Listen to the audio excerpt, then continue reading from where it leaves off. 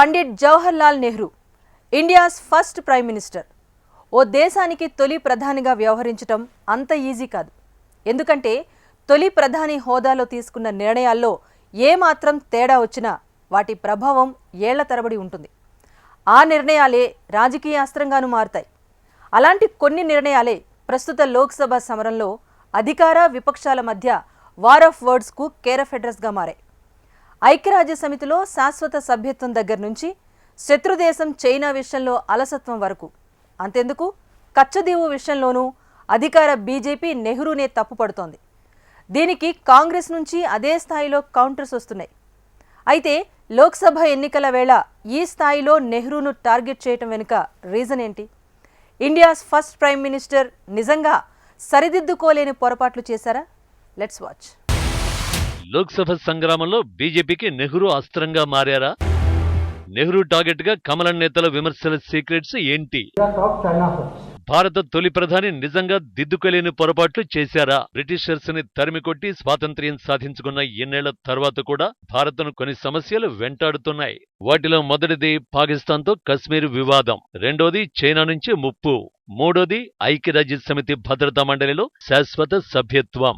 ఈ మూడు విషయాల్లో ఆ ఒక్కరూ బలంగా నిలబడి ఉంటే భారత పరిస్థితి మరోలా ఉండేది అనేది చరిత్రకారుల మాట.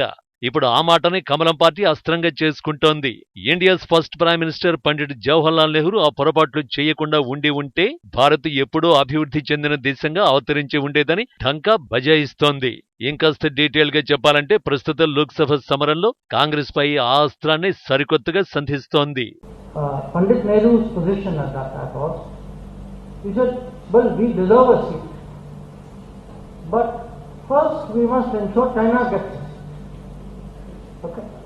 So today we are talking of India first. There was a time when the Prime Minister of India talked China first. Okay.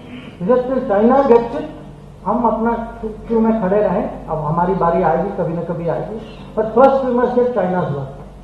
India's first prime minister నెహ్రూపై జయశంకర్ సంచలన ఆరోపణలు ఇవే. భారత తొలి ప్రధాని జవహర్లాల్ నెహ్రూ ఒకప్పుడు చేసిన పొరపాట్లే నేడు పీఓకే చైనా రూపంలో భారత్ను ఇబ్బంది పెడుతున్నాయన్నారు. Gujarat chamber of commerce and industries సమావేశంలో మాట్లాడిన జయశంకర్ చైనా పాక్ ఆక్రమిత ప్రాంతాల్లో భారత వైఖరిపై క్రిస్టల్ క్లియర్ కామెంట్స్ చేశారు. 1950లో సర్దార్ పటేల్ నెహ్రూను చైనా విషయంలో హెచ్చరించారు. చరిత్రలో తొలిసారిగా భారత్ రెండు వైపుల నుంచి క్లిష్ట పరిస్థితి ఎదుర్కొంటోందని చెప్పారు. చైనా తీరు అనుమానాస్పదంగా ఉందని, జాగ్రత్తలు తీసుకోవాలని పేర్కొన్నారని, కానీ పటేల్ అనవసరంగా చైనాను సందేహిస్తున్నారని నెహ్రూ జవాబిచ్చినట్టు చెప్పారు. హిమాలయాలకు ఆవల నుంచి భారత్పై దాడి చేయటం అసాధ్యమని నెహ్రూ భావించారట. అంతేకాదు ఐక్యరాజ్య సమితిలో భారత్ శాశ్వత సభ్యత్వంపై చర్చ సందర్భంగా నెహ్రూ చైనాకు ప్రాధాన్యమిచ్చారని సంచలన ఆరోపణలు చేశారు జయశంకర్. ముందు చైనాకు శాశ్వత సభ్యత్వం ఇచ్చాక భారత్కు ఇవ్వాలని నెహ్రూ కోరారని చెప్పారు. Sardar Patel was opposed to our going to the United Nations because he knew that in United Nations different powers will use United Nations. हमें आपको पता है कि जज जो है अगर ईमानदार जज नहीं है तो who will go to that court? ఇక్కడ జయశంకర్ పాయింట్ ఏంటంటే నెహ్రూ నేతృత్వంలోని కాంగ్రెస్ చైనా ఫస్ట్ విధానాన్ని ఫాలో అయితే తాము మాత్రం భారత్ ఫస్ట్ విధానంతో ముందుకు వెళుతున్నామని చెప్పడం. ఇదే సమయంలో కశ్మీర్ అంశాన్ని ఐక్యరాజ్య సమితి ముందుకు తీసుకువెళ్లడం సర్దార్ పటేల్ కు ఇష్టం లేదని మంత్రి జయశంకర్ తెలిపారు. అక్కడి న్యాయమూర్తి ఆలోచన ధోరణిపై పటేల్ కు సందేహాలు ఉండేవన్నారు. ఓ న్యాయమూర్తికి పక్షపాత ధోరణి ఉంటే ఆయన నుంచి న్యాయం ఆశించం కదా, కానీ వాస్తవంలో అదే జరిగింది. కశ్మీర్ అంశం చివరకు ఐక్యరాజ్య సమితికి చేరింది. పీఓకేపై సైనిక దాడి ఆపాలంటూ భారత్పై విపరీతమైన ఒత్తిడి వచ్చింది. గతంలో జరిగిన పొరపాట్ల కారణంగానే మనం ఈ పరిస్థితుల్లో ఉన్నాం. ప్రస్తుతం కొందరు సరిహద్దుల గురించి మాట్లాడుతూ వాటిని తిరగరాయాలని అంటారు. కానీ మన సరిహద్దులు ఎప్పుడో నిర్ణయమైపోయాయి. ఇప్పుడు మనం వాటిని సందేహించకూడదని జయశంకర్ అన్నారు. అయితే ఈ విమర్శలకు కాంగ్రెస్ నుంచి అదే స్థాయిలో కౌంటర్లొస్తున్నాయి. జయశంకర్ ఈ స్థాయిలో నెహ్రూను టార్గెట్ చేయడానికి కారణం కచ్చతీవు విషయంలో కాంగ్రెస్ చేస్తున్న విమర్శలే. కచ్చతీవును అప్పనంగా శ్రీలంకకు అప్పజెప్పడాన్ని కమలం పార్టీ ఎన్నికల అస్త్రంగా సంధించింది. దీనికి కౌంటర్ గా లడఖ్లో చైనా ఆక్రమణకు సమాధానం చెప్పాలని కాంగ్రెస్ డిమాండ్ చేయడం మొదలుపెట్టింది. దీంతో కాంగ్రెస్ అవలంబించిన చైనా ఫస్ట్ విధానాల వల్లే ఈ పరిస్థితులు అంటూ ఎదురుదాడి చేస్తోంది కమల దళం. ఆ విషయాన్ని కాస్త పక్కన పెడితే జయశంకర్ ప్రస్తావించిన 3 సమస్యలు చిన్నవేం కావు. చైనా ముప్పును ఆనాడే గుర్తించి ఉంటే ఇప్పుడు అరుణాచల్ ప్రదేశ్ లో ఆ దేశం ఇంతలా రెచ్చిపోయి ఉండేది కాదు. ఇక రెండో అంశం భద్రతా మండలిలో శాశ్వత సభ్యత్వం చైనాకు వెళ్లడం. భద్రతా మండలిలో శాశ్వత సభ్యత్వం గురించి నెహ్రూ పట్టు బిగించి ఉంటే చైనాను నిలువరించే అవకాశం మనకు దొరికి ఉండేది. కానీ నెహ్రూ ఆ పని చెయ్యకపోగా మొదట చైనాకే శాశ్వత సభ్యత్వం ఇవ్వాలని కోరి పవర్ఫుల్ వీటో అస్త్రాన్ని పనిగట్టుకుని డ్రాగన్ చేతికి అప్పగించారని ఆరోపిస్తున్నారు జైశంకర్. ఇప్పుడు ఆ వీటో పవర్తోనే పాకిస్తాన్ ఉగ్రవాదులకు అండగా నిలుస్తోంది బీజింగ్. ఇక జైశంకర్ ప్రస్తావించిన వాటిలో మూడోది కశ్మీర్. భారత్ పాకిస్తాన్ మధ్య ఈ వివాదం కొన్ని వేల ప్రాణాలు బలి తీసుకుంది. ఈ వివాదానికి నెహ్రూనే కారణమని కమలం పార్టీ పదే పదే విమర్శిస్తూనే ఉంటుంది.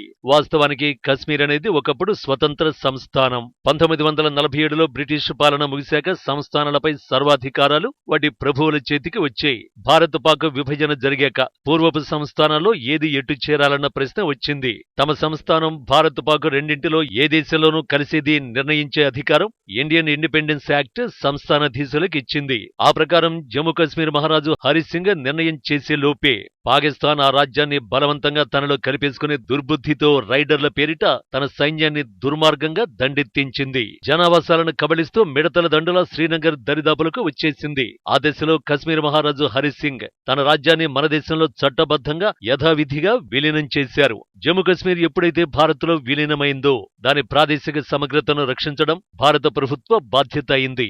ఆ వెంటనే కశ్మీర్లోకి దూసుకొస్తున్న పాక్ సైన్యాన్ని అడ్డుకునేందుకు ఇండియన్ ఎయిర్ ఫోర్స్ రంగంలోకి దిగింది. అనుకున్నట్టే ఇండియన్ ఎయిర్ ఫోర్స్ శ్రీనగర్ వైపు దూసుకొస్తున్న పాక్ సేనలపై నిప్పుల వర్షం కురిపించింది. భారత సైనికులు సైతం అప్పటికే పాక్ ఆక్రమించుకున్న ప్రాంతాలను తిరిగి సొంతం చేసుకుంటూ దూసుకుపోయారు. మరికొన్ని రోజులు అదే పోరాటం జరిగినట్లయితే ప్రస్తుతం పాకిస్తాన్ ఆక్రమిత కశ్మీర్గా చెబుతున్న ప్రాంతం అప్పుడే భారత్లో అంతర్భాగమై ఉండేది. కానీ అలా జరగలేదు. ఆర్మీ జనరల్స్ వద్దన్నా వినకుండా సైనిక చర్యలను అర్ధాంతరంగా ఆపించేశారు నెహ్రూ. దీంతో క్షాత్రంతో సాధించాల్సిన కార్యాన్ని నిష్కారణంగా నీరుగార్చి లిటిగేషన్ దారి పట్టించి పాక్ పై ఫిర్యాదు చేస్తూ ఐక్యరాజ్య సమితి గడప తొక్కారు. మహారాజు సంతకంతో ఖరారైపోయిన విలీనాన్ని స్వయంగా తానే తిరగదోడారు. ప్రజాభిప్రాయ సేకరణ జరగాలంటూ దేశంలో మరే సంస్థానానికి పెట్టని షరతు జమ్మూ కాశ్మీర్ విషయంలో ఎవరూ అడగకుండానే పనిగట్టుకుని చొప్పించారు. ఆక్రమించిన ప్రాంతాల నుంచి పాకిస్తాన్ వైదొలిగాక ప్లెబిసైట్ జరిపించడానికి ఐక్యరాజ్య సమితి సైతం సై అంది. అయితే ఆ ప్రకారం వైదొలగడానికి పాకిస్తాన్ నిరాకరించింది. దాంతో ఐక్యరాజ్య సమితి తీర్మానం, దానిలోని ప్లెబిసైట్ ప్రతిపాదన అటకెక్కాయి. ఇలా మన కశ్మీర్ పాక్ లో అంతర్భాగమై పడరాని పాట్లు పడుతోంది. ఈ మొత్తం వ్యవహారంలో అతిపెద్ద ఎన్నికల వేళ బీజేపీ నెహ్రూను టార్గెట్ చేయడానికి కారణం కాంగ్రెస్ విధానాలను ఎండగట్టడమే. మోడీ సైతం క్యాంపెయినింగ్ లో కాంగ్రెస్ ది విభజన రాజకీయమని మండిపడుతున్నారు. ఈ విషయంలో కమలనాథుల విమర్శలను తిప్పికొట్టకపోతే కాంగ్రెస్ కు కష్టాలు తప్పవనే విశ్లేషణలు వినిపిస్తున్నాయి. మరి ఈ విషయంలో గ్రాండ్ వరల్డ్ పార్టీ ఎలా ముందుకు వెళుతుందో చూడాలి.